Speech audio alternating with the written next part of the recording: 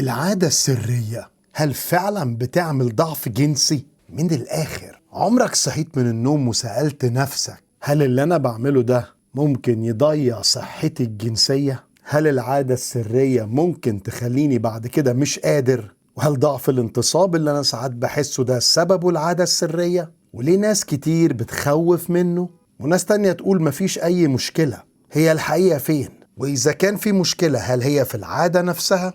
ولا في عدد المرات؟ ولا في الأفكار اللي مصاحبة ليها؟ طب والعلم الحديث بيقول إيه؟ يا ترى بيتكلم نفس اللغة بتاعت السوشيال ميديا؟ ولا عنده رأي تاني؟ فيديو النهاردة مش هدفه يخوفك ولا هدفه يبرر ولا حتى يهاجم. الهدف حاجة واحدة بس، الفهم العلمي من غير لا مبالغة ولا تهوين ولا أحكام. الهدف تطلع في الآخر فاهم جسمك ومطمن وتعرف إمتى تقلق وإمتى لأ. هل فعلا العادة السرية بتسبب ضعف جنسي؟ الإجابة العلمية لأ.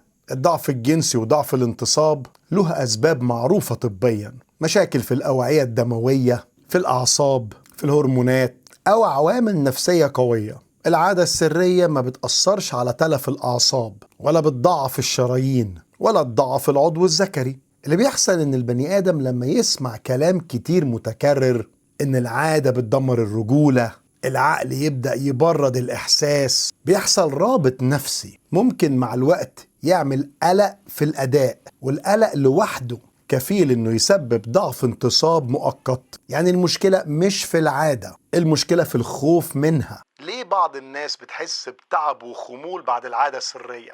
بعد القصف الجسم بيفرز هرمونات زي البرولاكتين والأوكسيتوسين، ودي هرمونات طبيعية مسؤولة عن إحساس الهدوء والاسترخاء. عشان كده الإحساس بالتعب والنعاس طبيعي جدا. لكن لو الإحساس اتحول لحزن أو قلق أو إحباط فده غالبا سببه أفكار سلبية سابقة الفعل نفسه. الشخص اللي داخل الموضوع ده أصلا متوتر أو حاسس إنه بيعمل حاجة غلط، طبيعي إنه يخرج بإحساس سلبي. ده اسمه التأثير النفسي، وده مش تأثير عضوي. والدليل على كده إن نفس الفعل ده مع الشريك غالبا ما بيديش الإحساس السلبي ده. هل العادة السرية بتأثر سلبيا على الانتصاب مع الوقت؟ من الناحية الطبية لا، ما بتأثرش عليه خالص. لكن في حالة واحدة بس ممكن يحصل تأثير غير مباشر، وهي الاعتماد المبالغ على المثيرات القوية اللي هي غير واقعية لفترات طويلة. ساعتها المخ بيتعود على المستوى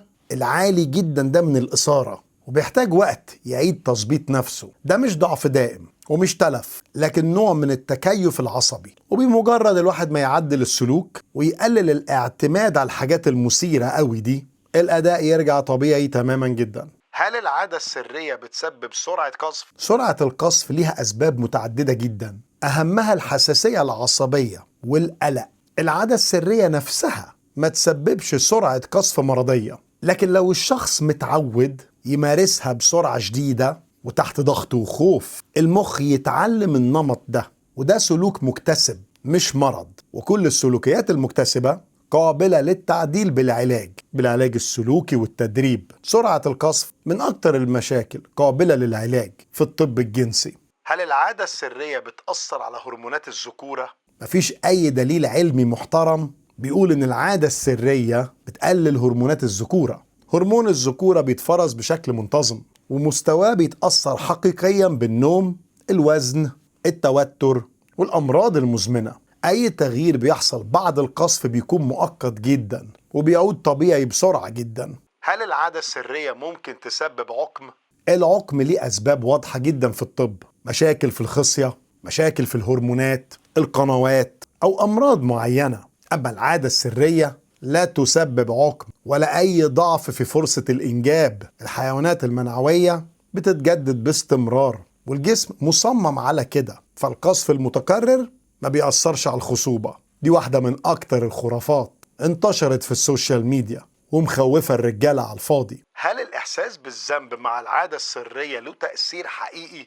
ليه، وده من أخطر الحاجات. الإحساس المستمر بالذنب بيحفظ مراكز القلق في المخ، ومراكز القلق بتعطل مراكز الانتصاب. كتير جدا من حالات ضعف الانتصاب بالذات عند الشباب سببها نفسي بحت، مش نقص هرمون ولا ضعف في الشرايين، لكن خوف داخلي مزمن. امتى امتى ضعف الانتصاب يتحول لمشكلة فعلا؟ لما يتحول لسلوك قهري خارج السيطرة، لما يأثر على الشغل، على العلاقة، النوم أو المزاج، لما يبقى الوسيلة الوحيدة للتعامل مع التوتر. المشكلة هنا سلوكية نفسية مش جنسية خالص، وحلها بالتوازن مش بالمنع القاسي. هل التوقف التام عن العادة السرية هو الحل؟ مش دايما. التوقف المفاجئ مع قلق شديد ممكن يزود التوتر. اللي يفرق فعلا نمط الحياة الصحي، النوم المنتظم، الرياضة، وتقليل الضغط النفسي. على فكرة الصحة الجنسية انعكاس للصحة العامة. امتى أراجع الطبيب؟ لو في ضعف مستمر، فقدان في الرغبة، أو أعراض غير مبررة. الاستشارة الطبية هنا وعي مش ضعف، والعلاج موجود فعلا في أغلب الحالات. الخلاصة يا جماعة، عاوزك تطلع من الفيديو ده مطمن.